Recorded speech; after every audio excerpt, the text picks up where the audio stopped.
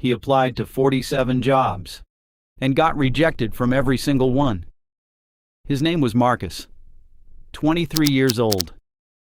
Lived in a small apartment with thin walls and a refrigerator that hummed too loud at night. He wasn't lazy. He wasn't stupid. He just couldn't catch a break. Every morning he woke up, ironed his shirt, and walked into buildings that didn't want him. Retail stores, warehouses, call centers, fast food chains. He smiled at the interviewers. He shook hands firmly. He said yes to every shift, every weekend, every holiday. Didn't matter. We'll call you. They never called. There's a kind of loneliness that doesn't come from being alone in a room. It comes from being surrounded by people who seem to have figured something out that you haven't. His friends were getting jobs, getting apartments, moving forward. Marcus was standing still, watching it happen through a phone screen, pretending he was fine. He wasn't fine. He stopped ironing his shirt. He stopped checking his email. He started sleeping until noon, not because he was tired, but because waking up meant facing another day that felt exactly like the one before it.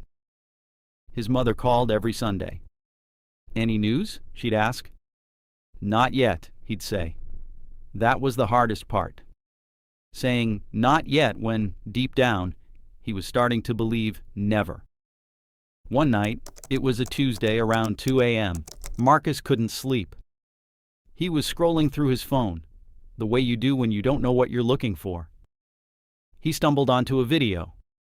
A guy, just talking to a camera. No fancy background, no suit. Just a guy explaining how he learned to build websites from free tutorials online and started making money doing it. Marcus almost kept scrolling. But something made him stop. He watched the whole video. Then he watched another. Then another. By 5 a.m. he had 12 browser tabs open and a notepad full of words he barely understood. Freelancing, HTML, graphic design, copywriting, digital marketing. He didn't know what most of it meant.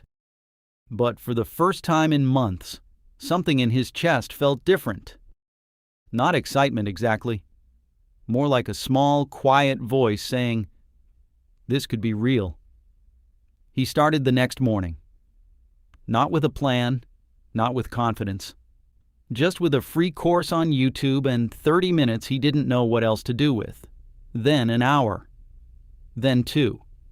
He made mistakes constantly. He Googled things 5 times and still didn't understand them. He built a practice website that looked terrible. He deleted it. He built another one. Nobody was watching. Nobody was clapping. There was no moment where it suddenly clicked and everything became easy. That's not how it works. What happened instead was quieter. He got a little better on Monday than he was on Sunday. He understood one more thing on Wednesday than he did on Tuesday. Progress that small is almost invisible.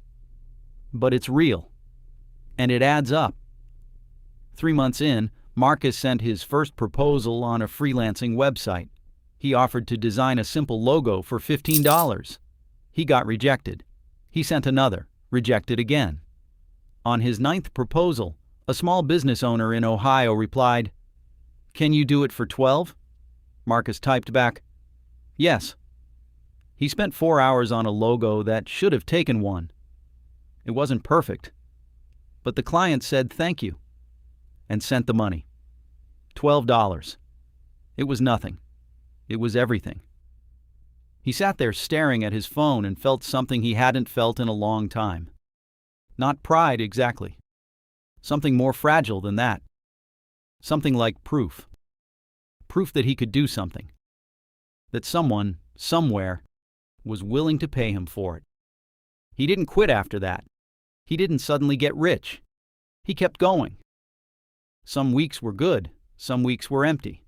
He had moments where he looked at his bank account and felt the old hopelessness creeping back in.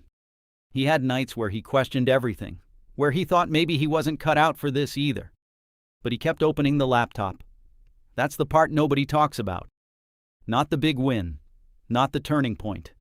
Just the choice, made over and over again in small, exhausted moments, to keep going anyway. A year later, Marcus was making more money freelancing than any of the jobs that rejected him had ever offered. Not a fortune, enough. Enough to pay his rent without anxiety. Enough to send something home to his mother. Enough to believe that the next year could be better than this one. He didn't become a different person. He was still Marcus. Still quiet. Still made mistakes. Still had hard weeks. But he was no longer waiting for someone to choose him. He had learned how to build something himself. With his own time, his own hands, his own stubborn refusal to stay on the floor after being knocked down. If you're in the middle of rejection right now, if you're checking your email and finding nothing, if you're watching everyone else move while you feel stuck, I need you to hear this. The door that keeps closing on you is not the only door. There are things you can learn, skills you can build, a version of your life that doesn't depend on someone else saying yes. It won't happen fast. It will be quiet and difficult. And some days it will feel pointless. But you are not out of options. You are just not done yet.